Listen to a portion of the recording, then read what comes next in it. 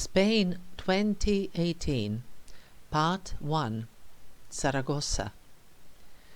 I was dreaming of this journey over the past 20 years or so.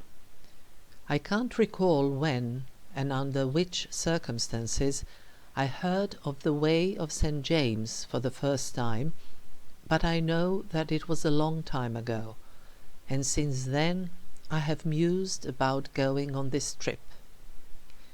When I started working as a freelancer back in 2003, no formal working hours or leave days for that matter, I started thinking about who I may perhaps go with, primarily in terms of the duration of this journey.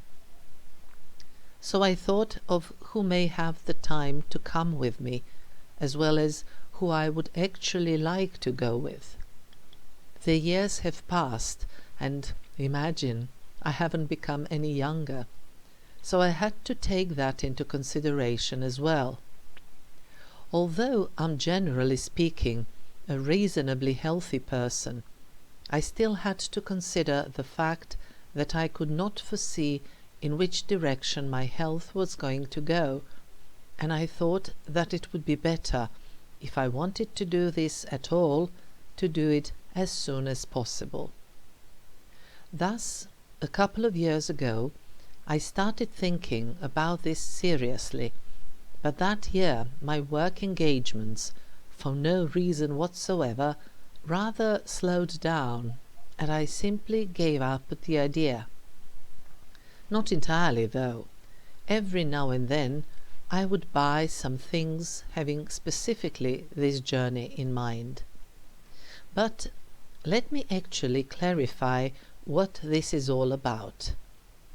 The Way of St. James, El Camino de Santiago in Spanish, is one of the most famous, if not the most famous, pilgrimage in the world. The pilgrims follow different routes and cover different distances, but they all lead to the city of Santiago de Compostela, in which there is the cathedral, in which the remains of St. James the Great, the Apostle, are buried. According to the tradition, St. James the Great was killed in Jerusalem in 44 Common Era, and he was the first apostle to be martyred. Two of his disciples carried the body to the shores of Galicia in Spain, and then inland, where they buried it. In 812, remains of 3 bodies were found, and it is considered that one of the bodies is that of St. James the Great. Since then, people started to go to Santiago de Compostela as pilgrimage. Most traditionally, the pilgrimage is done in such a way that one reaches Santiago de Compostela on the day of St. James, or the day before, when there are large celebrations, but this was not important to me. Moreover, I was absolutely convinced it was sometime in September. In terms of temperatures, I thought April, May, and the beginning of June would be most suitable for me, but I couldn't make it then on account of my work obligations. And it was precisely because of my work that I decided for the period from the 16th of June to 31st of July, which is in the middle of summer, when it's actually scorching hot in Spain, but there was nothing I could do about it. Once I was in Spain, I realized I had made a total error about the day of St. James, and that the day was celebrated on 25th of July, so, as it turned out, I could make it to Santiago right then.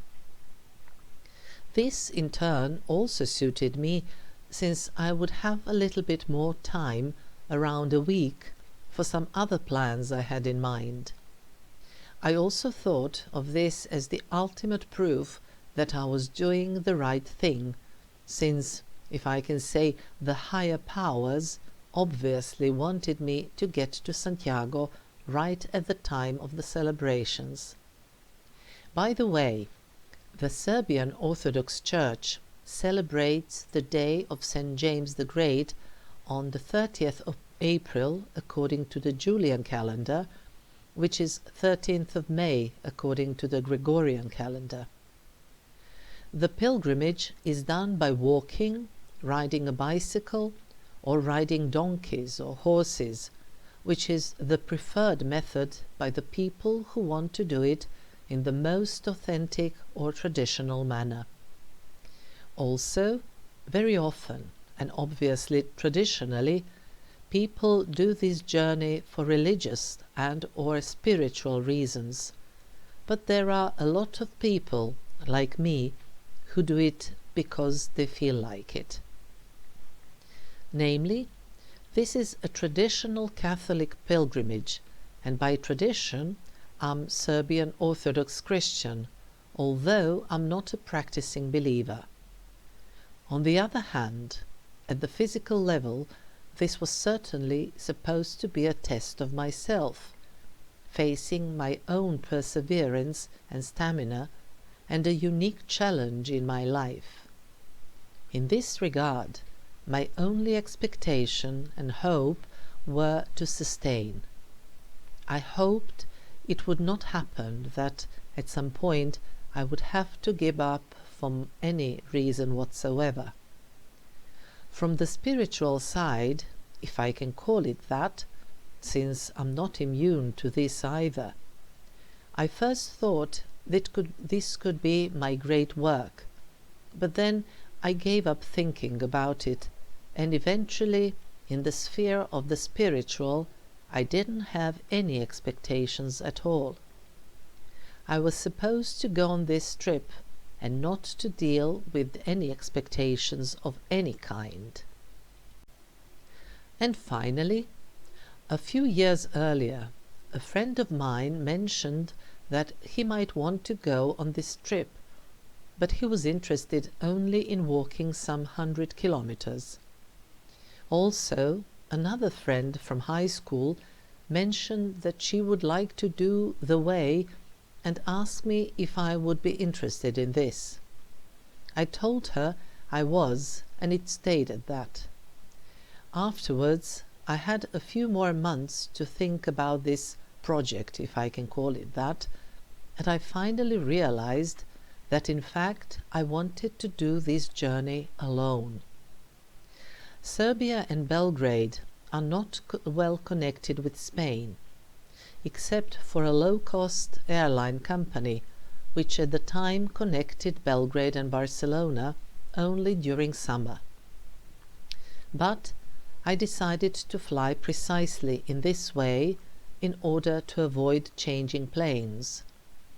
The problem for me was the fact that the flight left around 2 a.m. Of course, I could not sleep before the flight, but miraculously I managed to doze off in the exceptionally uncomfortable seat, and I spent some 2 hours like that. Once in Barcelona, following a piece of advice from one of the passengers, I took the underground, and with one change of line I transferred to the railway station, which I should have avoided by taking a train directly to the railway station. Sometimes it is wise to listen to other people. Sometimes it's not.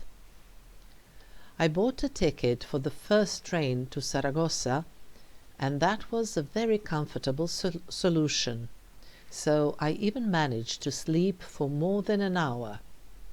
The rest of the time I looked out of the window, and I also had a coffee that they were offering on the train.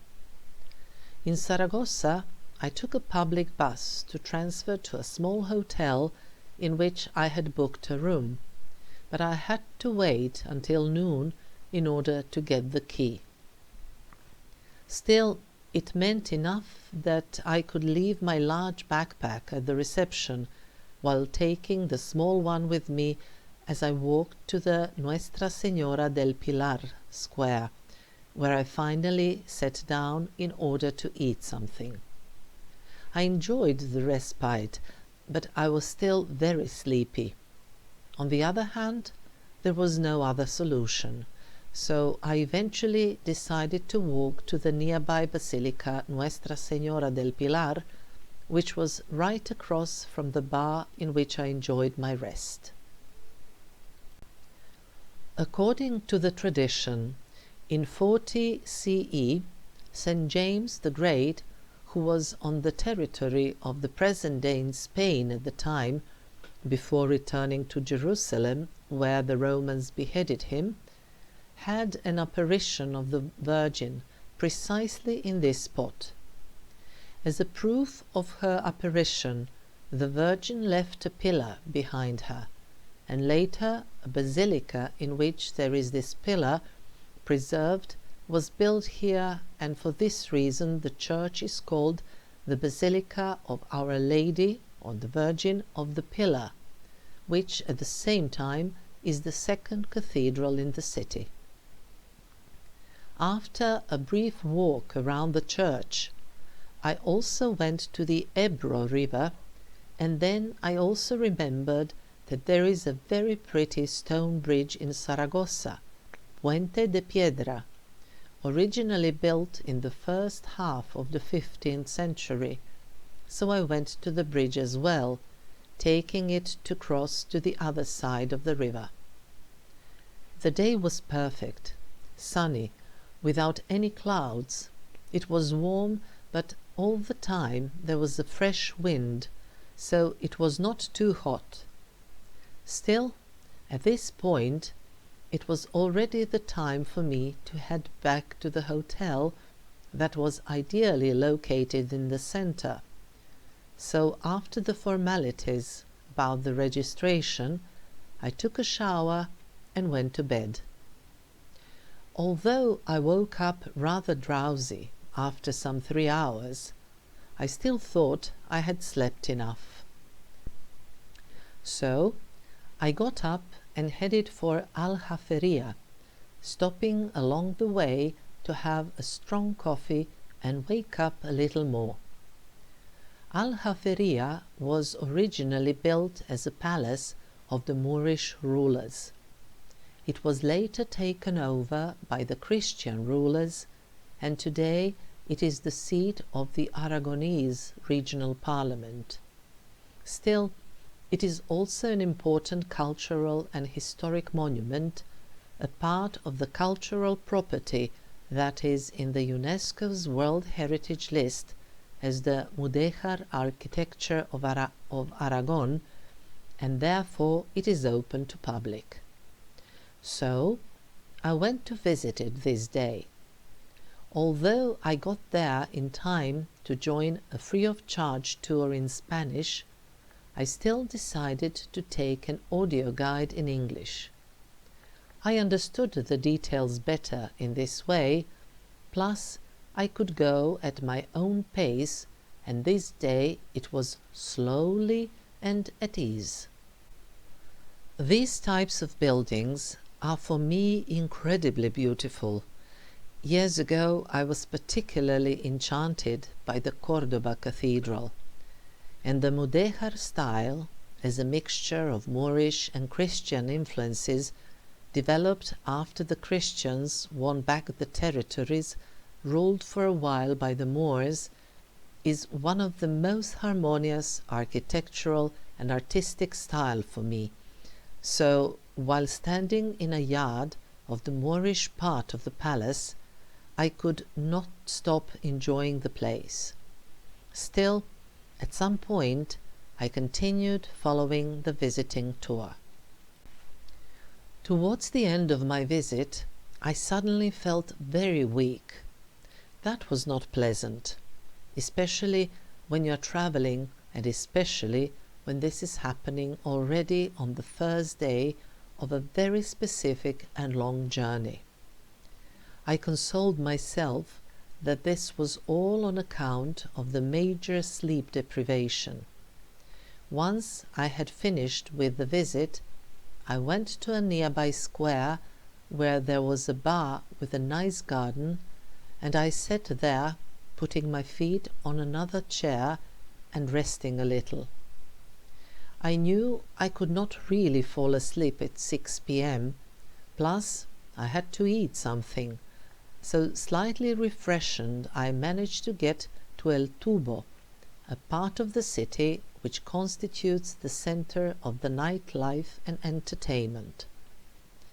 At almost 7 p.m, few places were open, but I did find one and had a nice dinner there.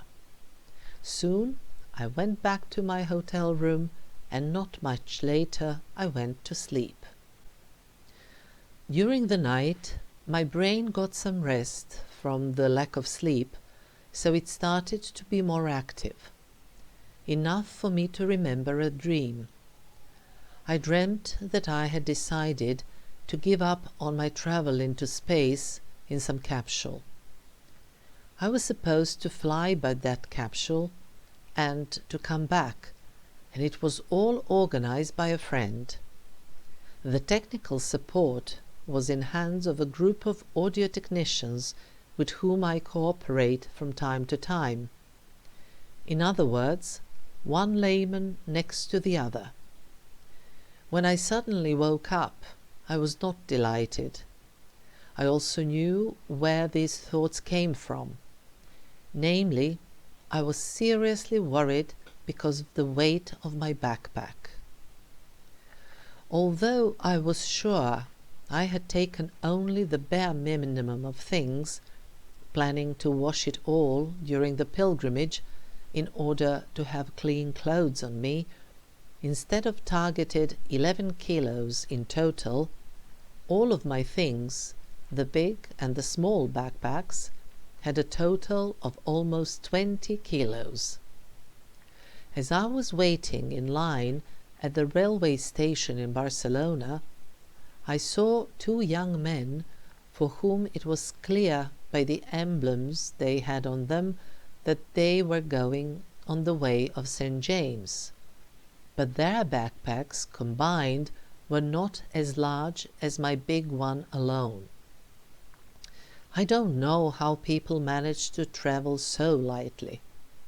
No matter how often I travel, I always have a lot of luggage. Admittedly, I do like to travel comfortably, according to my standards. That does not mean a lot of clothes. No, I have given up on that long ago. But let me give you an example. Years ago, I used to be instructed by traditional hikers, which meant that I had a fleece jacket as well as a water and windproof one, although I was traveling during summer. I also carried a small toiletry bag full of pharmaceutical products. Then I had a small sewing kit, a hat, and 2 headscarves. But although none of these things was individually heavy, altogether it amounted to almost 14 kilos, meaning the big backpack alone. So, in my two minds, between the unpleasant dream, in which I decided to give up, which is not in my nature at all, and the realistic worry about how I was to carry the weight, I comforted myself that the weight had not slowed me down in Barcelona at all, although I was extremely tired then. I also started thinking about sending any possible surplus by poste restante to wait for me at some post office a few days later, and then forward it on again. I had never used this general postal service, but I said to myself it was worth asking around. I also started to remember myself when I used to go hiking. Even then I carried a lot of things, an entire big backpack for a weekend's trip. But I kept going back to the image of me dancing, if I can put it that way, with the backpack on, through the field of Narcissus anemones.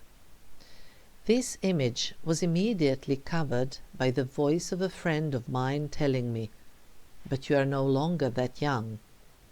Still, in the end, I also remembered a very dear hiking friend who, when I told him I worried about not being sufficiently fit, said to me, "Do you know how you become fit?" "No." "By making the first step." In other words, the beginning of the day was made heavy by the worry, fear, and uncertainty. But, as one of the sayings tells us, it's too late to call back yesterday.